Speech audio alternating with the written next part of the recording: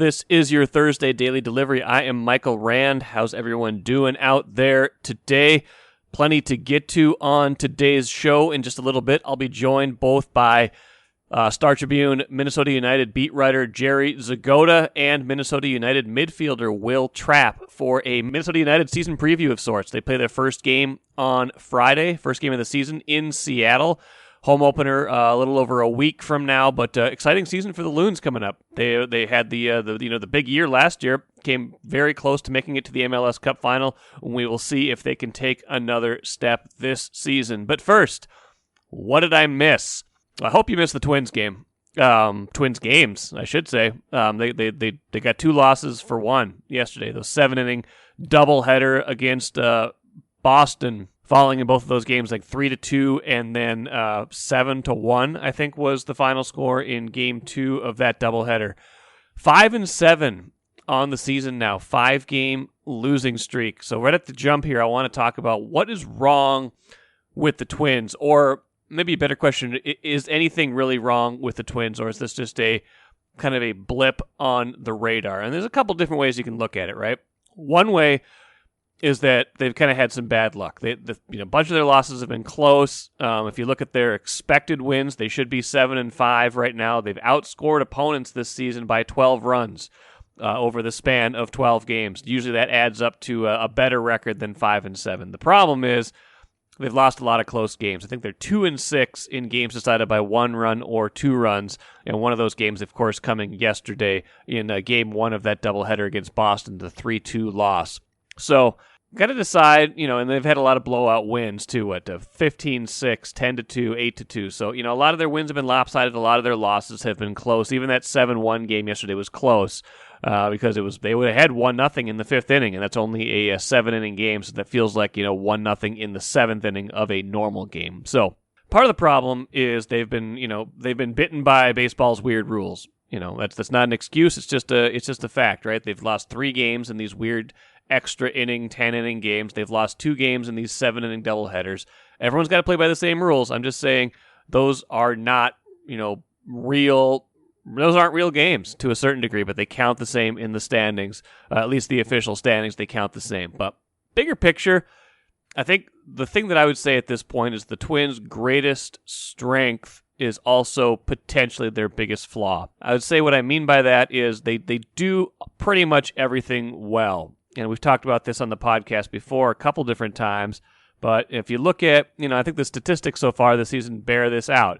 People are mad at various aspects of this team. Well, team batting, they're fine. They're like 9th in batting average. They're 7th in OPS in the majors. All of their hitting stats are pretty well up there. They're in good shape that way. They get on base. They've scored 5 runs a game on average. So, the offense hasn't necessarily been the problem as a whole. Same with pitching. Pitching ERA is top 10. Bullpen ERA has been fine. I think they're 10th or 11th in bullpen ERA. Starters ERA is even better than that.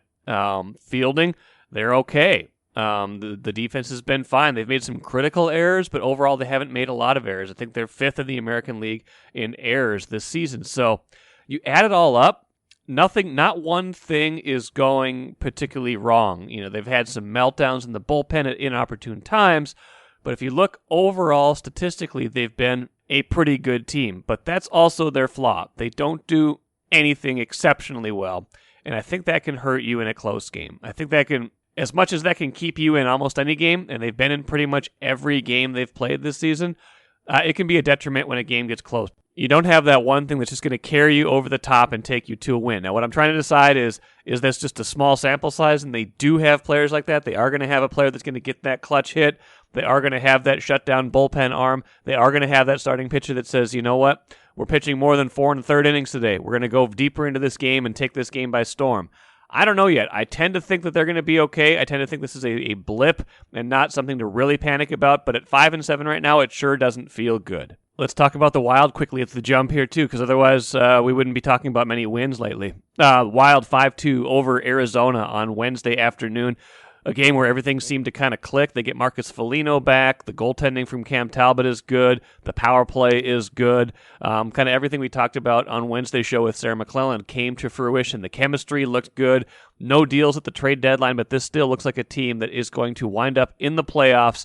And, from there, Bill Guerin said it the other day, there's a lot of evenness in this league right now. It's pretty flat across the board. You get to kind of size up your opponent and see where you can get. So I still like this team. I think they're, probably a year or two away from being as good as they're going to be, but a good win on Wednesday to kind of get them on track and see how they really feel like they can play with Marcus Foligno back in the lineup. I'm Nyla Jean Myers, Senior Assistant Sports Editor at the Star Tribune. Thank you for listening to Strip Sports Daily Delivery. This work is made possible by our Star Tribune subscribers. For unlimited access to the articles mentioned in this podcast and our coverage of Minnesota sports from pros to preps, go to startribune.com/subscribe. It's Minnesota United preview show today. Jerry Zgoda joins me right now, covers the Loons for the Star Tribune. Opener Friday night in Seattle. Jerry, how you doing? Good. I feel like we need that kind of sound effect, like a loon in the background. Can you do that? I can try.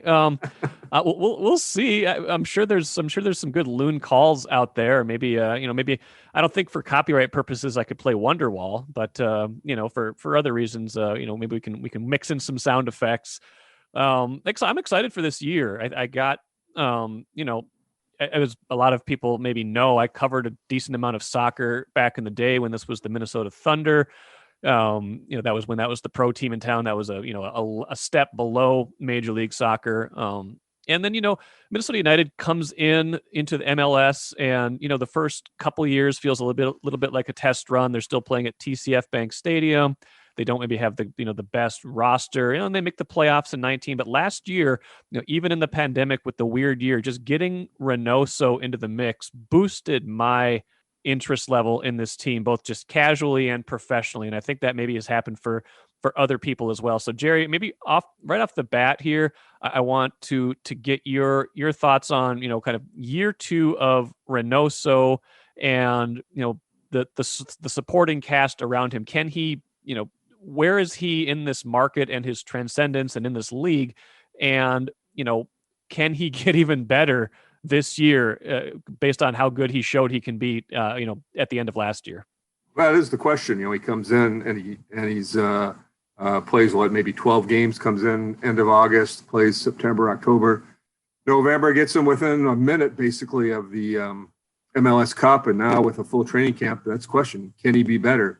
They've gone out. They've already signed one guy, a striker, to go Argentinian to play with them. I think another one's coming on the left wing. So I think there's going to be, I don't think that the guy who's coming next in the signing has played with Reynoso like Juan Chope. We got to decide how we're going to call the new guy, by his nickname or Juan Chop, I guess, is when he played in England. But, they've gone out. They're getting guys to play with them.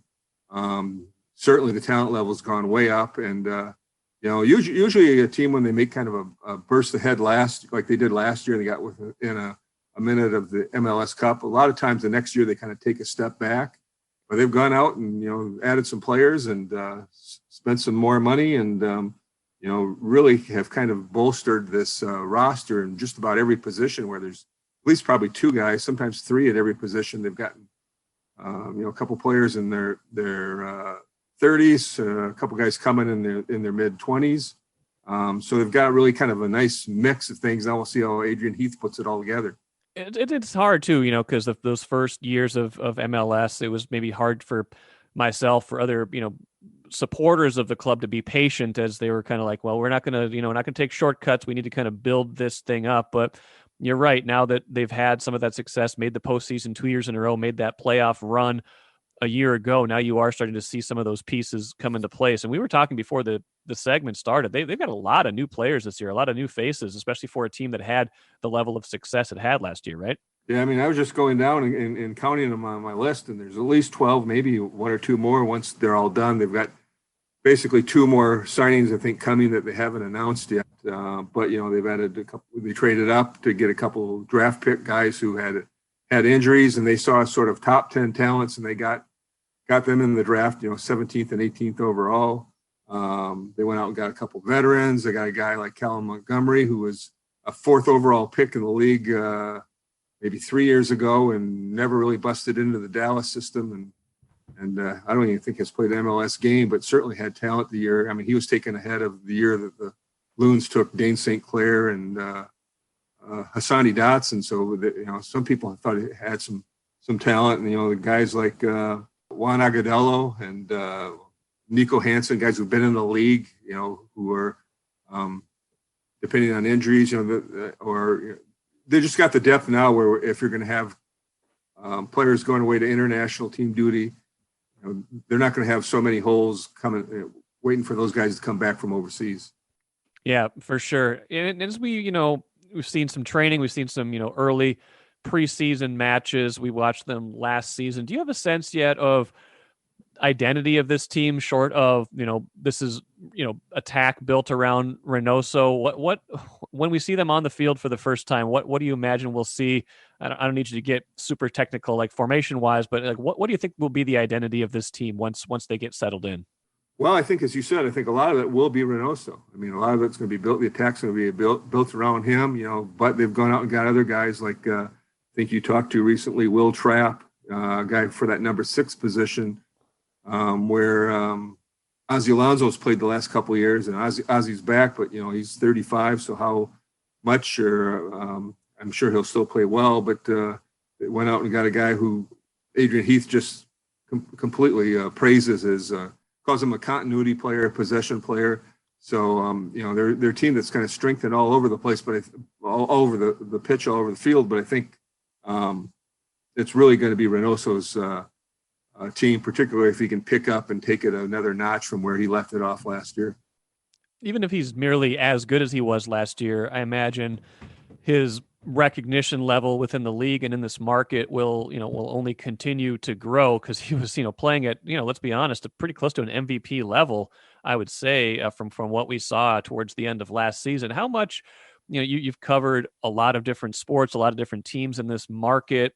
How much does that matter when it comes to just kind of the boost it gives a team, but also, recognition within the casual fan, capturing the imagination of the casual fan when you have someone who is, a transcendent type of player and maybe can become a superstar in a league, as opposed to just having a good team? Well, it's two things. One, it's, there is a crossover factor there to try to attract people who aren't really interested, who wouldn't probably really pay attention to a Loons game. And you do that, one, by being as good as he is, but two, by establishing a history in the playoffs. If they can take the other step, get to an MLS Cup, win an MLS Cup, the next year or two. I think he's signed for another 3 years, maybe 4. Now the question is, does he ever get too good where they can afford not to keep him, in terms of a transfer? But I don't think they have to worry about that right now. But, he needs to be the player he was last year, maybe even a little bit better. And, if they need to get back in and I think if you get to another playoff run with him in a full season, then there start to be some buzz. And I think you start to get people who wouldn't normally come, or at least not be the season ticket holders who are interested and will watch, even if maybe they're good enough where you won't be able to get a ticket at Allianz. There were some expectations, I think, coming into last season, because they had made the postseason the year before that. That said, the weird, the pandemic season, it was not a normal year by any stretch. But the way they finished has created, I would say, heightened expectations. Just looking at MLS, the MLSsoccer.com, preseason power rankings, they're number 5 in the whole league right now in terms of where, at least that's one projection of how good they can be and should be. How do you think, A, do you agree with that? And B, how do you think this team is equipped to handle, expectations and or success? Well, the one thing Adrian talks about is, playing under pressure. And I think by getting 2 guys who have played, at Boca Juniors, which is a really high level, first division, Argentina, this guy, I think we got a signing coming pretty soon, this Franco Fragapane. He's also played, he was in the Boca system, but before, I think on the reserve team before Reynoso and Wanchope got there. But, has played in the first division, actually played, I think he plays now for Reynoso's hometown team. But those guys have played, as Heath says, in the biggest pressure cooker, you can get, a place called the Bombonera in Buenos Aires. So, they've got guys where now there's a certain pedigree. There's a big step up, and another guy I think they're signing. I'm not sure if it's going to come here before the opener or maybe a little bit later on as we get into the season. But player from France, I'm going to probably butcher his name again too, but Andre Anu, who is a striker, I guess can play attacking midfield, but he's also played first division, sort of a quality up there with Roman Metanire and Devasi. And, they just got guys now who have been through it before. A couple of those guys are, 26, 27. Metanire's and Devasi are getting up there probably 30, 31. But guys who have played at higher levels than they've had before. So I think that would bode well for being able to handle the pressure. I was talking to Reynoso yesterday for a story I'm doing for Friday, and just asking him about, just the complete difference. Juan Chope, when he arrived here, said, playing in Argentina at Boca Juniors is 24/7. You can't get away from it. And here Reynoso can walk around wherever he wants to, and nobody knows who he is. Yeah, and another interesting factor this year too will be, these players for all their lives were used to playing in packed stadiums. Last season, no attendance. This year we'll start to kind of get back into that a little bit. United has its home opener a week from Saturday. Have they talked at all about just the expectation level of, returning to some fans in the stands and what that means to this season? Well, just hopeful, even if it's going to be maybe 4,000 to start with, that could change as the year goes on and, people get vaccinated and all that stuff. But certainly the interesting thing is, Reynoso's so good and nobody here has seen him play in person yet. Right. Just the fact that even getting 4,000 people, I know they had a little bit of a snag when they put their tickets on sale the first day. I think they've got that resolved a little bit. There doesn't seem to be as much screaming on Twitter from fans over at, whatever the number, however many people they allow in the Wonderwall, it's going to be a change. And everybody that you talk to over there, they don't care, guess the number. They just get people in there and let's see what it feels and sounds like. Looking forward to the season starting. Jerry Zgoda, good stuff. Appreciate you joining Daily Delivery today, and I'm sure we'll talk a lot during the season as well. We'll talk later. Thanks, Jerry. One of those new players Jerry Zgoda referenced is Wil Trapp, a midfielder, played a lot in Columbus, played for Miami last season. Really good guy, had a good chance to get to know him, chatted with him the other day. So here is Wil Trapp and his perspective as an outsider coming into this team and what they will bring to this season. Happy to be joined by one of the newest members of Minnesota United, Wil Trapp, on Daily Delivery today. Wil, how are you doing? Great, Michael. Excited to be here. Season opener on Friday out in Seattle. A lot of new faces on this team. You certainly, obviously, are one of them. When been just reading about how it came to pass that you were, that you signed with the Loons, it seemed like they came at you pretty fast and pretty aggressively. Like they made it feel like they wanted you from the jump. How much does that play into a decision-making process when you do have a choice of, where you want to go and play? I think it's huge. I think you want to go where you're wanted more than anything. Ultimately, playing for a team, playing for a club, and a coach that desire you as a player is super important, because that tends to spell that it's going to fit who you are as a person, who you are as a player, and all those things. So it was a fairly easy decision for us as a family, and me individually as a player, to move into this space and to play for now this team. As a defensive midfielder, that always has always kind of struck me as, underappreciated might be the wrong word, but it's almost like one of those positions where you notice it more when it's lacking than when it's going well, that it's almost kind of seamless sometimes when it is going well. But I'd like to hear from you, someone who does play the position. How do you approach it and how do you think it is viewed? Yeah, it's one of those positions that's subtle more than anything. Subtle in the sense of stat sheet contributions and those sorts of things. But when it comes to the fluidity and the connection, I would say, of a team, it's integral. And it's something that I really enjoy about, as I've uncovered and learned more about the game of soccer. It's very fun to play this position. And for me, I found that little bit of, like you said, when it's lacking, it's noticeable. When things are going well, it just seems like the machinery is operating as it should.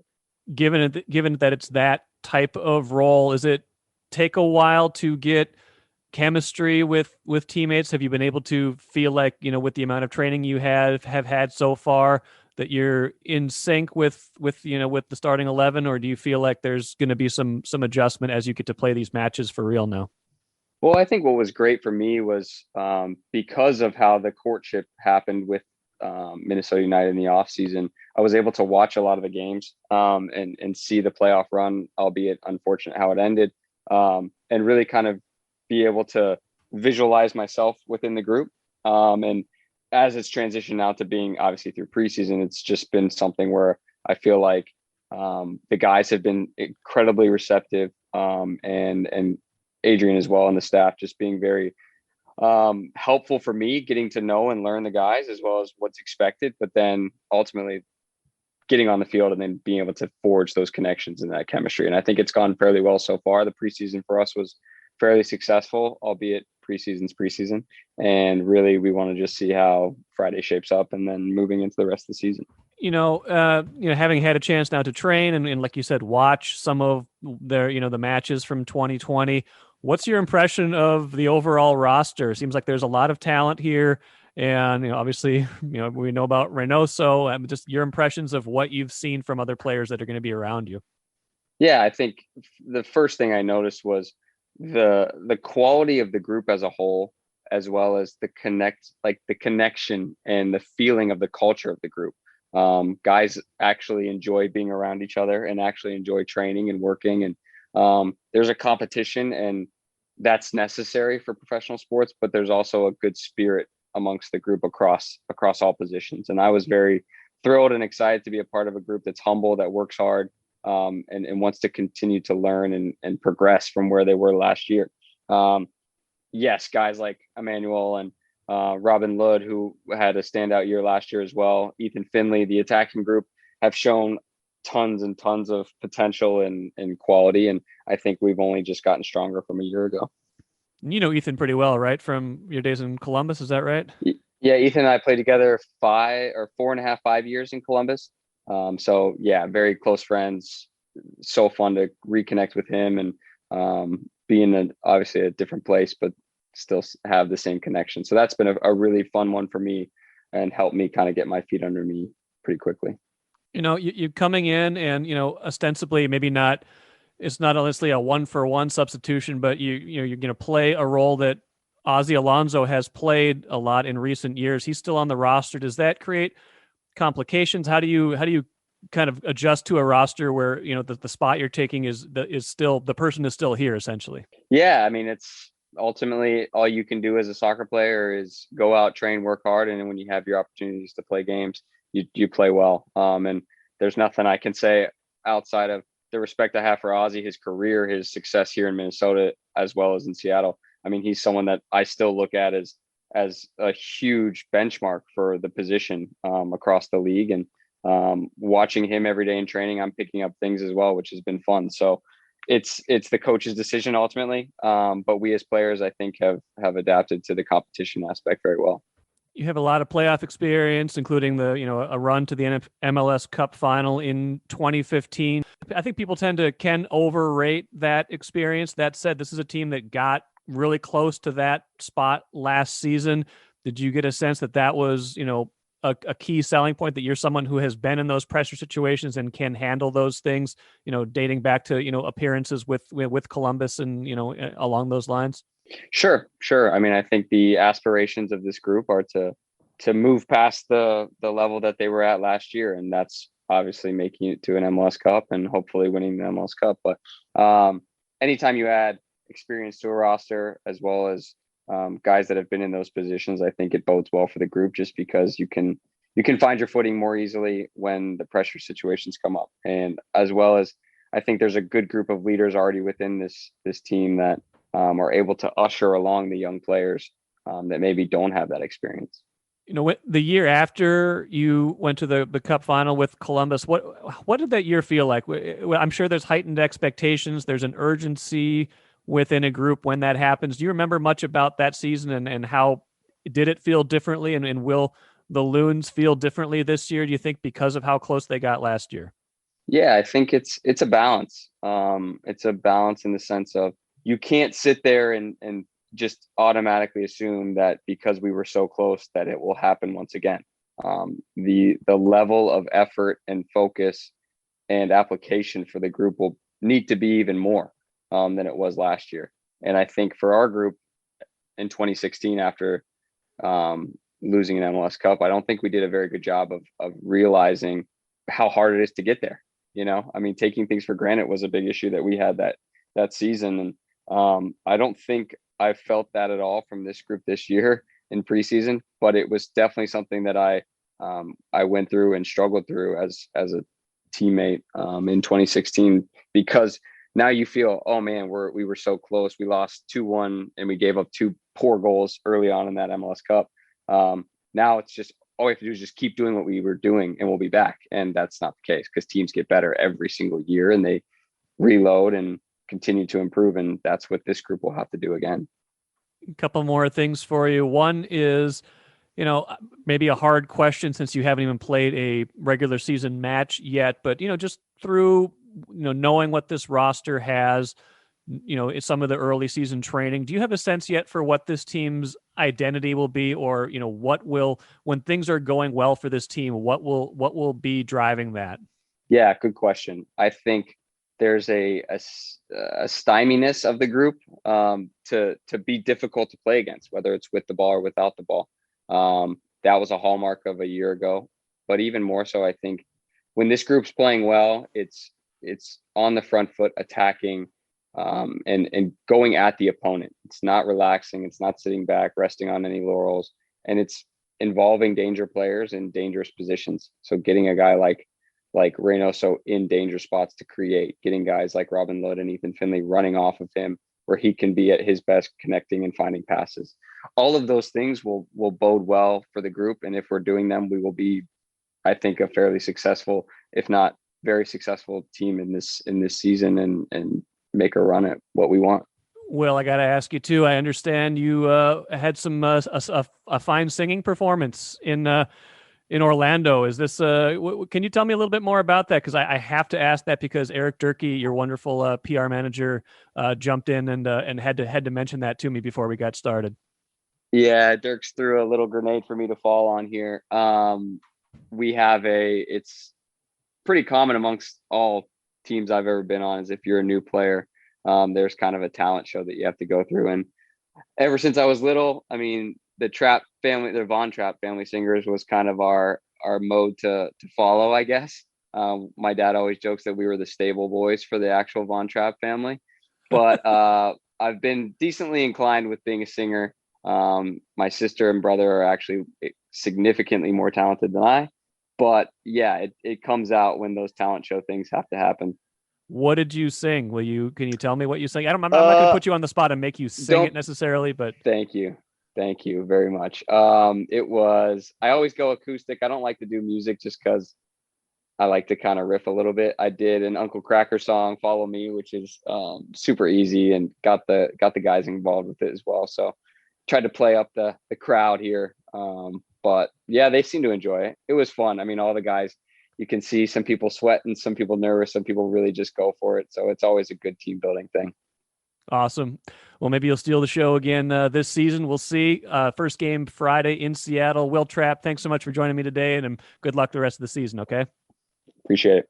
Let's end with the cooler. WNBA draft Thursday night. Lynx have drafted the Rookie of the Year in back-to-back drafts. Nafisa Collier a couple years back with the number 6 pick, and Crystal Dangerfield with the number 16 pick in the 2020 draft. Can they do it again?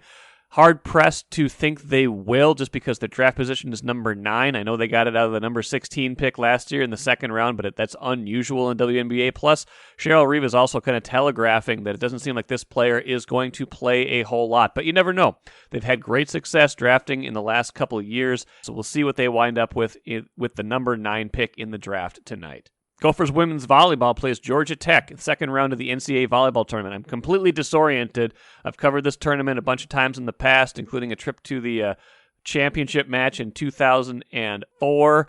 But just the fact that they're playing volleyball championships in the middle of April. I know it's a weird schedule. I know it's a weird year, but it's got me disoriented. But Gophers, Georgia Tech should be a good one in the second round of the NCAA tournament tonight. That'll do it for me today. We'll have Chris Hine on Friday's show to talk about the Timberwolves and the sale of the team to Alex Rodriguez and Mark Laurie. We'll recap the WNBA draft, and we'll see if the Twins finally get another win. Thanks for listening. We'll see you again tomorrow on Daily Delivery.